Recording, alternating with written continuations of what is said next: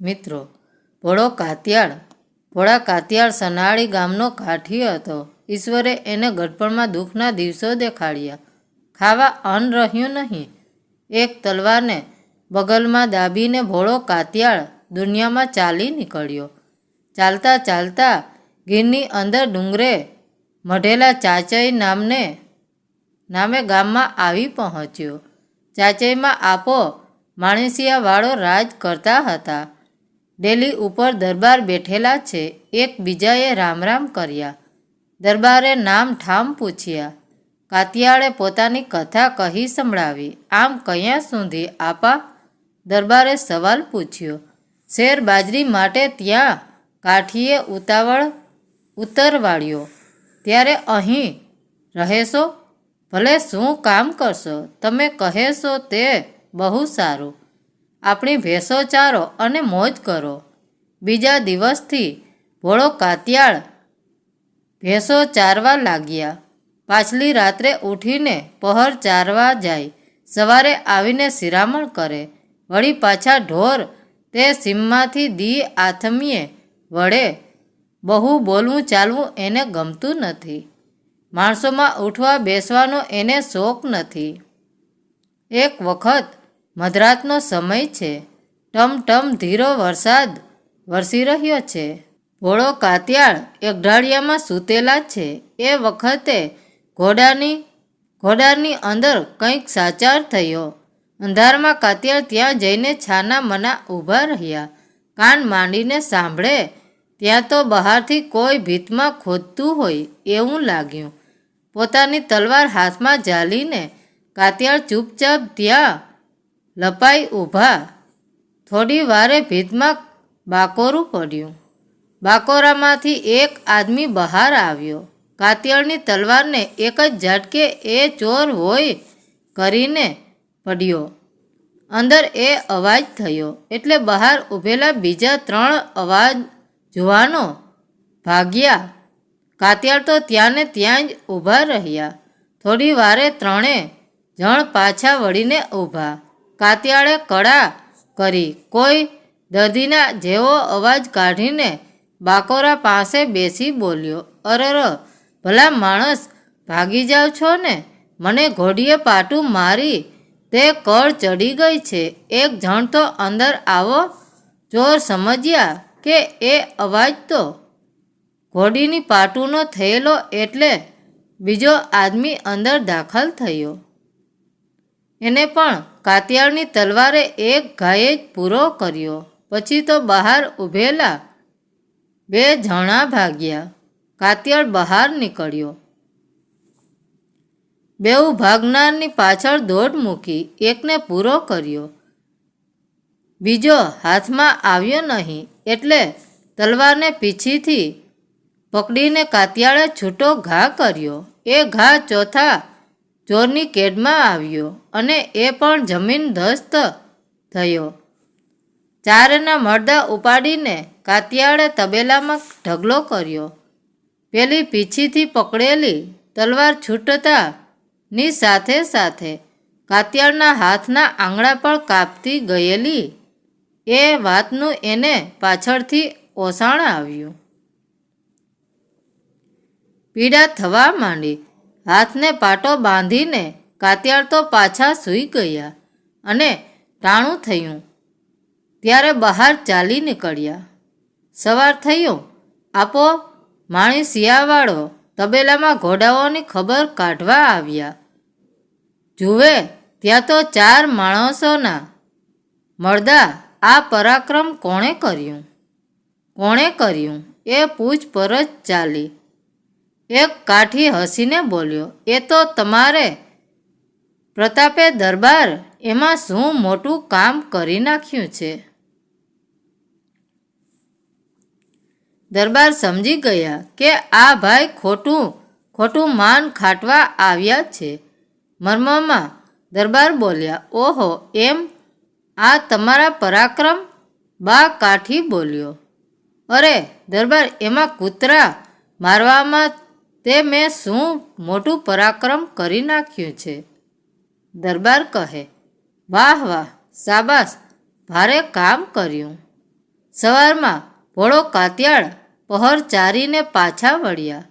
દેગડી લઈને ભેંસ દોવા બેઠા, પણ એક હાથમાં તો ઈજા હતી એટલે એક જ હાથે દોવા માંડ્યા. તરત જ ત્યાં દરબાર માણસિયાવાળાની નજર ગઈ. હાથમાં પાટો જોયો. દરબારે પૂછ્યું, કેમ એક હાથે ભેંસો દો છો? આંગળીએ આ શું થયું છે? ભોળા કાતિયાળ, કાંઈ નહીં બાપુ, જરાક તલવારની પીછી વાગી છે. કાતિયાળે જવાબ આપ્યો, કેમ? કરતા વાગી. કાતિયાળે બધી વાત કરી. દરબાર ધીંગ થઈ ગયા. પેલા શીખી ખોર કાઠીને દરબારે પૂછ્યું, કેમ ભાઈ, કોણે આ 4 જણાને માર્યા? તમે તો બહુ બડાઈ ખાટતા હતા. નિર્લજ્જ કાઠીએ જવાબ દીધો, અરે બાપુ, 4 માણસોના ખૂન માથે લેવા એ કયા સહેલું છે? બીજા કોઈની હિંમત ચાલી હતી કે? આખો ડાયરો હસી પડ્યો. દરબારે ટોણા માર્યા, એમ કે કાઠી ભાઈ ભાગે તોય ભડરનો દીકરો કે? ભોળા કાતિયાળને દરબારે તલવાર બંધાવી અને પોતાની હજુરમાં રાખ્યા. ગામમાં થોરી લોકોની વસ્તી વધારે હતી. એમાં એક થોરીની નજર બીજા થોરીની બાયડી ઉપર હતી. પણ પારકાની સ્ત્રીને સી રીતે પરણી શકાય? દરબાર મારી નાખે. એક દિવસ દરબારની પાસે આવીને થોરીએ 2 સારી ભેંસો ભેટ ધરી. દરબાર ખુશ થઈ ગયા. થોરીએ પોતાનો ઈરાદો જણાવ્યો. દરબારે પણ ભેંસો મળી હતી. તેની મોજમાં ને મોજમાં જવાબ આપ્યો, હવે જાવ ને, તમે કોળા ગમે તેમ કરી લ્યો ને. થોરીએ પેલી પારકી બાયડીને ઘરમાં બેસાડી. ભોળો કાતિયાળ ગામ ગયા હતા. તેણે ઘર આવીને આ વાત સાંભળી. દરબારને બહુ ઠપકો દીધો. એ બાઈનો ધણી ગામ ગયેલો ત્યાંથી પાછો આવ્યો. સાંભળ્યું કે પોતાની સ્ત્રી પારકા ઘરમાં છે અને દરબારને 2 ભેંસો મળી એટલે દરબારે પણ રજા આપી છે. ઉશ્કેરાયેલા થોરી દરબાર પાસે ગયો. જઈને કહ્યું, બાપુ, આમ કરવું તમને ઠીક લાગ્યું? તમને ભેંસોની જરૂર હતી તો મને કાં ન કહ્યું? હું આખું ખાડું લાવીને હાજર કરત, પણ મારું ઘર ભંગાવ્યું. દરબારે ઉડાડવું જવાબ આપ્યો. થોરીએ કહ્યું, પણ બાપુ, ભેંસના દૂધ ખારા લાગશે હો. દરબાર ખીજાઈ ગયા. જા, ગોલકા તારાથી થાય એ કરી લેજે. થોરીએ બારવટિયું આદર્યું. ત્યારથી દરબાર એકની એક જગ્યાએ 2 રાત સૂતા નહીં. રોજ પથારીની જગ્યા બદલે. ડેલી ઉપર બરાબર ચોકી રાખે. એક દિવસ થોરીએ દરબાર ગઢ ઉપર આવીને ખપેડા ફાડ્યા. દરબારના પલંગ ઉપર બંદૂક ફોડી અને ભાગી ગયો. પણ થોરીનો ઘા ખાલી ગયો. દરબાર તે દિવસે બીજે ઠેકાણે સૂતેલા. આખો ડાયરો સવારે જમવા બેઠો છે. કોઈ બહારનો મહેમાન હતો નહીં. તેથી દરબારના વહુએ આવીને ડાયરાને કેટલાક કડવા વેણ સંભળાવ્યા. મેણા માર્યા કે દૂધ ચોખા ખાતા શરમ નથી આવતી ડાયરાને? ભોળા કાતિયાળ કમી ઉઠ્યો. પોતાની દૂધની તાંસળી ઊંધી વાળી સોગંદ લીધા. બીજા દિવસે માણસો ગોઠવીને રસ્તા રોકી દીધા. ઠેકાણે ઓળા બાંધ્યા. એક માર્ગ ઉપર એક બીજા જણને લઈ ભોળા કાતિયાળ બેઠો છે. રાતનું ટાણું થયું. કાતિયાળે જોયું તો આઘે ઝાડની ઘાટામાં દેવતાનો કોઈ અંગારો ઝબૂકતો હતો. કાતિયાળે જોયું કે દુશ્મન ચાલ્યો આવે છે. એ અંગારો નથી, પણ દુશ્મનની બંદૂકની જામગીરી ઝગમગે છે. થોરી ચાલ્યો આવે છે. કાતિયાળ બરાબર વાટ જોઈને બેઠા છે. તેટલામાં પાસે બેઠેલો માણસ બોલી ગયો. એ આવ્યો. કાતિયાળે તેના મોઢા આડે હાથ દીધો, પણ થોરી સાંભળી ગયો. એકદમ ભાગ્યો. કાતિયાળ વાંસે થયા. ડુંગરના પડધારામાં બેઉ દોડ્યા જાય છે. કાતિયાળે ફેર ભાંગવા માંડ્યો. શેત્રુજી ઢુકડી આવી તેટલામાં કાતિયાળ પહોંચી ગયા અને તલવારનો ઘા કર્યો. બરાબર જનોય વટ તલવાર પડી. થોરી કૂદીને શેત્રુજીમાં પડ્યો. કાતિયાળ વાંસે પડ્યા. થોરી સામે કાંઠે નીકળી કાંઠો ચડવા નાનકડું ઝાડ ઝાલે છે, પણ ઉખડી પડે છે.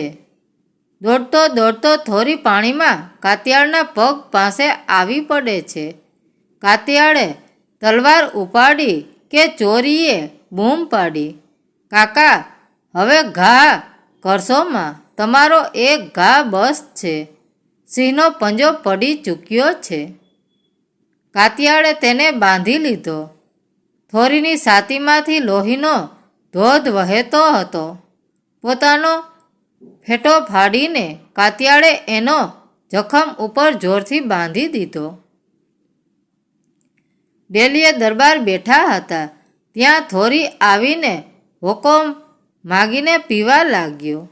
આખી રાત હોકો પીતા પીતા થોરીએ થોડીક આપ વીતી કહી.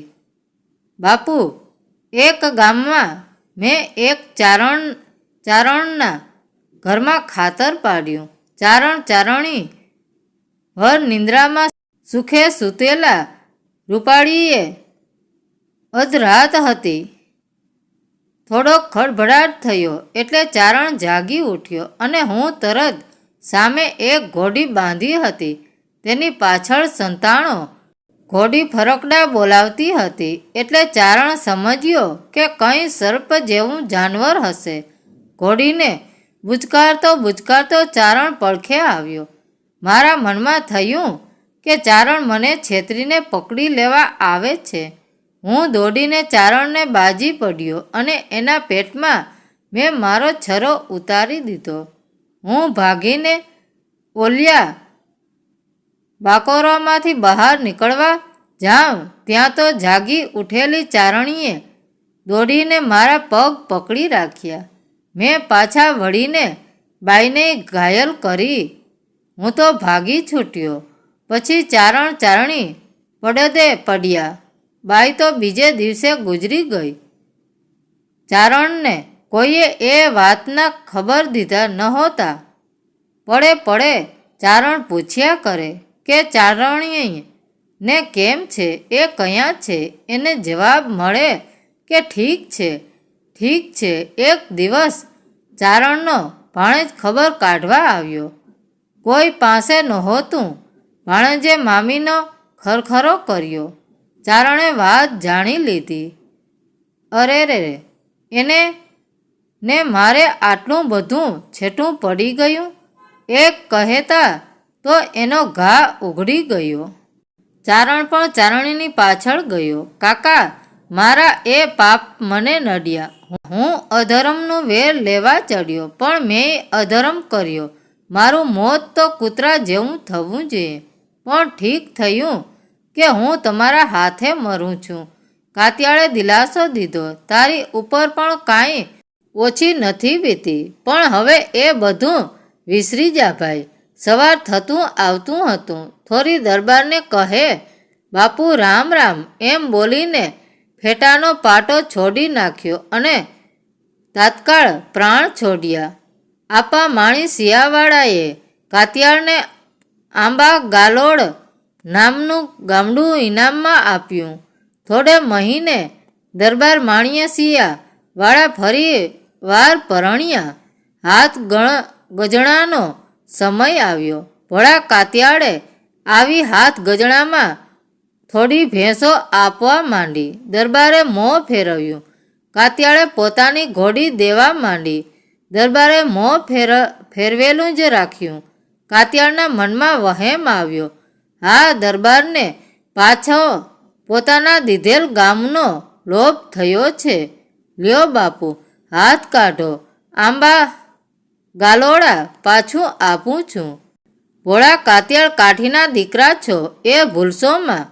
તે દિવસે થોડી ભેંસો લઈને થોરીનું ઘર ભંગાવ્યું એનો એ માણસીઓ આજ નથી રહ્યો. મારે તમારા ગામનો લોભ નથી. ત્યારે બાપુ હાથ કાઢો લ્યો, બીજું તો કાંઈ નથી. આ મારું માથું હાથ ગજણામાં આપું છું. બસ. ભોળા કાતિયાળ દરબારનું મન સંતોષ પામ્યું. 2 વર્ષ વીતી ગયા. આંબા ગાલોડે ખળા ભરાતા હતા. કાતિયાળ ત્યાં તપાસવા ગયેલા. પાછળથી ચાચઈ ઉપર જૂનાગઢની ચડાઈ આવી. તર ગાયા, ઢોલ વાગ્યા. દરબાર લડાઈની તૈયારી કરે છે. દરબારને ભોળો કાતિયાળ સાંભળ્યો. ખળા ભરતા ભરતા કાતિયાળે તર ગાયાનો નાદ સાંભળ્યો. એને ખબર પડી. ઘોડે સવાર થઈને ચાચઈ આવ્યા. ગઢમાં જઈને દરબારને કહ્યું, બાપુ, તે દિવસે હાથ ગજણામાં આપેલું માથું આજે સ્વીકારી લેજો. એમ કહીને પાછા ચડ્યા. જૂનાગઢની ગિસ્ત સામે ધીંગાણે રમ્યા. ગિસ્ત ભાંગી. જૂની ચાચઈનો ટીંબો ટેકરી ઉપર છે. ત્યાં તે વખતની લડાઈની નિશાનીઓ હજુએ પડેલી જ છે. મિત્રો, વાર્તા કેવી લાગી? સારી લાગી હોય તો કોમેન્ટ કરીને જરૂર જણાવજો. ધન્યવાદ મિત્રો.